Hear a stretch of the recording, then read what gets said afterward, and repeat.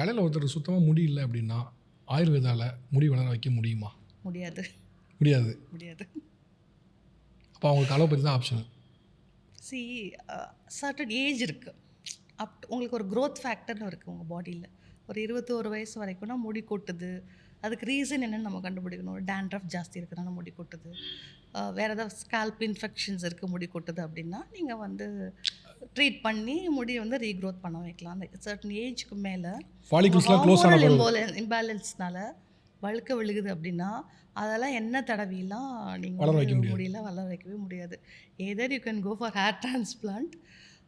ஒரு ஒரு ஒரு குருக்கட் மெத்தட் இன் ஆயுர்வேதா இருக்கிறதுக்கு பேர் பிரச்சனம் அப்படிங்கிறது பிளட் லெட்டிங் தெரப்பி. ஊசி வச்சு ஸ்கால்ப்பில் வந்து ஒரு லேன்செட் மாதிரி வச்சு ப்ரிக் பண்ணுறது. ஸோ அது வந்து பிளட் வந்து வெளில வரும்.